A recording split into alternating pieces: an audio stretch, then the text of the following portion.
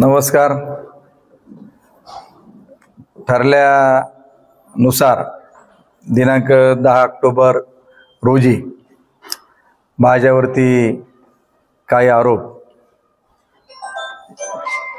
राष्ट्रवादी काँग्रेस अजित पवार गटाचे अध्यक्ष मानसिंग पासूनकर उर्फ वाल्या यांनी बेछूट बेलगाम निराधार असे काही आरोप केले होते आणि त्याबाबत त्याचं स्पष्टीकरण देखील मी केलेलं होतं की तुम्ही जे म्हटले की देवदत्त निकम यांच्या सौभाग्यवती राजश्री निकम यांच्या नावाचा 5 एकरचा सातबारा आहे आणि ती जमीन त्यांनी रांजणगाव देवस्थान किंवा ग्रामपंचायत यांना दान करावी आणि मी त्याच्यावरती देखील माझं व्हिडिओ देखील आपण सर्वांनी पाहिला, व्हायरल केलेला गेला होता.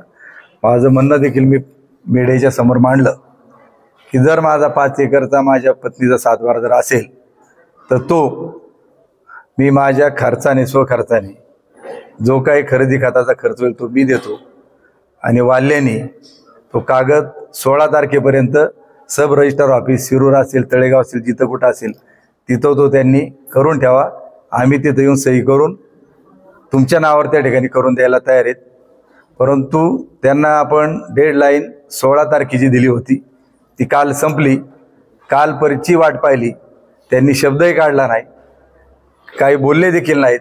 आणि मग मी सांगितलं होतं की 17 तारखेला मी रांजणगावला येणार आहे आणि त्यावेळी मला जे काय बोलायचं आहे, कोणाचा सातबारा कोणाचा काय हे ते मी सांगणार आहेत. आणि आपणा सर्वांना सांगतो की ज्या वाल्याने मला आव्हान दिलं होतं, काय बोलला ते तुम्ही सर्वांनी ऐकलेले आहेत. मला त्याच्या खोलात जायचं नाही, नको त्याला फारसं महत्त्व मला त्याच्यामध्ये द्यायचं नाही. आणि आज मी एवढंच सांगतो का जो स्वयंघोषित वाल्मिकी असं ते बोलले तो वाल्याचे, त्याचं कारण देखील की आज आपणा सर्वांच्या माहिती करता आज वाल्मिकी जयंती आहे आणि या वाल्मिकी जयंतीच्या शुभमुहूर्तावरच वाल्याचा जे काय त्याला सांगायचे त्यासाठी इथं आल्यानंतर महागणपतीच्या मंदिराचं दर्शन घेतलं, आरती देखील केली. सगळे ग्रामस्थ देखील आहेत, कार्यकर्ते मंडळी देखील आहेत. मंदिरामध्ये आचारसंहिता असल्यामुळे तिथं आम्हाला आमचं म्हणणं तिथंच मांडायचं होतं, पण काल आचारसंहिता लागली त्यामुळे आपण आज इथं प्रेस कॉन्फरन्ससाठी अमरीन या हॉटेलमध्ये उपस्थित आहोत. मी आपणा सर्वांना सांगू इच्छितो की माझ्याकडे जी माहिती उपलब्ध आहे आणि मी जे सांगितलं होतं की वाल्याच्या नावाने जातेगाव खुर्द येथे गट क्रमांक 91/1 खाते क्रमांक 1043 क्षेत्र पोटखराब्यासह 2 हेक्टर 10 आर फेरफार क्रमांक 1911 ने आलेला आहे. हा सातबारा आजच्या तारखेचा अपडेट सातबारा इकडं आहे. मी त्यांना सांगितलं होतं की त्यांनी सांगितलं होतं की 5 एकर माझी जमीन आहे, माझ्या पत्नीची आहे, ते काही सिद्ध करू शकले नाहीत. परंतु मी आज त्यांचा जो सातबारा दाखवतोय हा 5 एकर 10 गुंठ्याचा आहे. 2 हेक्टर 10 आरचा जो सातबारा आहे. मला एवढंच या निमित्ताने सांगायचं की मी त्या दिवशी सांगितलं होतं की आता तू जर खरा असशील, शब्दाला जागणारा असशील तर ही जमीन तू तुझ्या भावंडांना सोखुशीनं देऊन टाक. कुटुंबातला कोणाला फसवेगिरी करावी, पण ज्याच्या पाठीवरती आपण पाय देऊन आलोय त्या भावंडांना कुणी त्या ठिकाणी फसवू देखील नाहीत. जे काय समजायचं त्यांनी समजावं. आणि जर नसेल भावंडांना द्यायची तर तुम्ही इथं रांजणगाव ग्रामस्थ देखील आहात. मग मला त्यांनी चॅलेंज केलं होतं, ते काय त्यांनी स्वीकारलं नाही, सिद्ध करू शकले नाहीत. सातबारा त्यांना माझा मिळाला नाही, पत्नीचा मिळाला नाही. मी तर द्यायला तयार होतो माझ्या खर्चाने. आता हा आजच्या तारखेचा आहे. त्यांनी ग्रामस्थांना मी विचारतो, आता तुम्हाला देवस्थानला पाहिजे का ग्रामपंचायतीला पाहिजे ही जमीन? दोघांना पण 2.5 एकर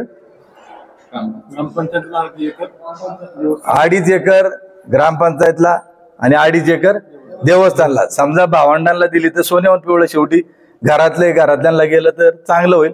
तो त्यांनी त्यांचा शब्द पाळावा. याच्यापेक्षा मला त्यांच्याबाबत काही बोलायचं नाहीत.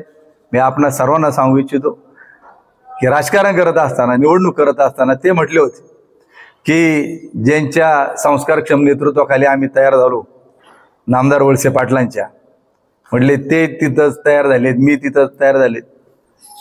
त्यांचं बरोबर आहे. फक्त एवढंच आहे की मी सुरुवातीपासून आहे, 35 वर्ष तुमचा कालखंड मागचा आहे, ज्युनियर आहेत. ज्यावेळी माझ्यावरती शिरूर तालुक्यातील गावांची जबाबदारी होती त्यावेळी त्यांच्या ओळखी पाळखी मीच करून दिलेल्या आहेत. याचं त्यांनी विसर पडता कामा नाही. वाल्याला मला या निमित्ताने एवढंच सांगायचं आहे की आपलं शिक्षण अमुक तमुक याचा सगळा बारकाईने विचार करून आपण बेलगाम वक्तव्य करण्याचं सोडावं. की तुमचा वापर केला जातोय, की तुमच्या खांद्यावरती बंदूक ठेवून तुम्ही बेछूट हे जे आरोप करतायत समोरच्या वेळेला व्यक्तिशा बदनाम करून, हे तुम्ही थांबवलं पाहिजे. आज जसा तुमचा वापर होतोय तसं उद्याच्या काही काळात अनेक जणांचा असा वापर होणार आहे याची मला खात्री. कारण की तुम्ही माझा सातबारा काढायला ज्यावेळी गेलात, ज्या नेतृत्वाखाली तुम्ही म्हणताय आपण सगळे सुसंस्कृत तयार झालोत, मला वाल्याला एवढं सांगायचं आहे की ज्यांच्या नेतृत्वाखाली मी जवळपास 35 वर्ष आम्ही एकत्रितरित्या राहिलो, वागलो, काम केलं, त्या नेतृत्वाची मग कवठ्याचे सातबारा कसे तयार झाले, किती तयार झाले, हे सगळं डिटेल माझ्याकडे. पराग कारखान्याचे सातबारे कसे तयार झाले, कुठून आले, काय झालं, हे माझ्याकडेच आहे. थोरांदळ्याच्या वेस्टर्न हिलचे कुठून तयार झाले, काय झालं, हे सगळं माझ्याकडे. आणि मला लय खोलात त्या ठिकाणी जायचं नाही, कारण 35 वर्ष जवळ असताना सगळं मला इथंभूत त्यांचं सगळं काय माहीत आहे. तुझा वापर केला जातोय. पण मी एक आपल्याला सांगतो की राजकारण करत असताना, निवडणुकांना सामोरं जात असताना ही लढाई व्यक्तिगत आरोप प्रत्यारोपाची नसती. आमचा अजेंडा काय, आम्ही कोणाकरताही करतोय. मला सर्व तमाम बांधवांना सांगितलंय का हे फक्त लक्ष विचलित करण्याचं काम त्या ठिकाणी केलं जाते. की आमची लढाई जी आहे ही ज्या पवार साहेबांच्या नेतृत्वाखाली, आदरणीय उद्धवजी ठाकरे साहेबांच्या नेतृत्वाखाली असेल, राहुलजी गांधींच्या नेतृत्वाखाली असेल, लोकसभेच्या वेळी राज्यामध्ये देशामध्ये जे काही परिवर्तन झालं, आज गोरगरिबांचे प्रश्न आहेत, कामगारांचे प्रश्न आहेत, शेतकऱ्याचे दुधाचे प्रश्न आहेत, पाण्याचे प्रश्न त्या ठिकाणी आहेत, कांद्याचे विषय आहेत, सोयाबीनचे विषय आहेत, आदिवासी भागात हिरड्याचे विषय आहेत, असे अनेक प्रश्न त्या ठिकाणी प्रलंबित असताना त्याच्याकरता दिवसा लाईटीचा प्रश्न असेल, बिबट्याचे मानवावर होणारे हल्ल्यातील, याच्याकरता या मतदारसंघातल्या लोकांना काय आम्ही करू शकतो की जी गावं आज देखील त्यांना उन्हाळ्यामध्ये टँकरने पाणी पुरवठा करावा लागतो, याच्याबाबत आमचं धोरण काय, तरुणांना आम्ही रोजगार देणार की नाही, MIDC मध्ये तरुणांना आम्ही व्यवसाय देणार की नाही, तर ठराविक लोकांचीच मक्तेदारी आम्ही त्या ठिकाणी ठेवणार. याच्यासाठी उद्याच्या काळामध्ये आम्हाला त्या ठिकाणी संघर्ष करायचा आहे. बेरोजगारांना रोजगार, व्यवसाय याची निर्मिती करून देण्याकरता आमची लढाई त्या ठिकाणी आहे. त्यामुळे मी आज आपल्याला सांगतो, जसा हा वाल्यांनी आरोप माझ्यावर केला, त्यांना 7 दिवसाचा अवधी दिल्यानंतर देखील ते सिद्ध करू शकले नाहीत. उद्याच्या काळात हे पातळी सोडून खालच्या पातळी जाऊन बेलगाम बेछूट चारित्र्य हनन करण्याचा प्रयत्न त्या ठिकाणी करणार आहेत. कारण यांना माहीत झालेलं आहे का जनता जनार्दन ही पवार साहेबांना दिलेल्या धोक्यामुळं, केलेल्या गद्दारीमुळं समोरच्यांना धडा शिकवल्याशिवाय राहणार नाही. म्हणून मी आज आपणाला स्पष्टपणे रांजणगावच्या ह्या पवित्र भूमीमध्ये सांगतो की वाल्याबाबत केलेलं हे माझं शेवटचं स्टेटमेंट आहे. माझी काही त्याच्याशी लढाई त्या ठिकाणी नाही.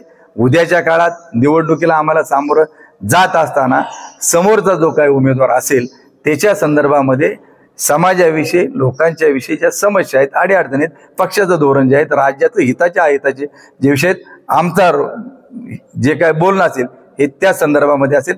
व्यक्तिगत मला त्यांच्या कोणाच्या खोला त्या ठिकाणी जायचं नाही, पडायचं नाही. कारण व्यक्तिगत आरोप करून राजकारणात चालत नाहीत. राजकारणामध्ये पक्षाची ध्येय धोरणं, समाजाचं हित आहेत, याच्यावरती बोललं पाहिजे. एवढंच या निमित्त सांगतो. आणि सर्व पत्रकार बांधवांना सांगतो, ऐकणाऱ्यांना ते सांगतो, उद्याच्या काळात जरी व्यक्तिगत कुणी माझ्यावर त्या ठिकाणी आरोप केले तर तुम्ही एकच समजून घ्या की आता हा पक्षाचा अध्यक्ष ज्या पद्धतीनं त्यांना आज ज्या भूमीमध्ये आम्ही येऊन इथं बोलतोय त्यांना त्यांचा शब्द पाळता आला नाही, केवळ बदनामी करण्याकरता जे त्यांनी स्टेटमेंट केलं, याच्यावरून आपण तुम्ही समजून घ्यायचं. याच्यापेक्षा मला अधिक काय बोलत नाही. उद्याच्या काळात आम्ही जे बोलू ते समाजाच्या हिताचं बोलू. आम्हाला जे काय करायचंय त्याच्या संदर्भामध्ये बोलू.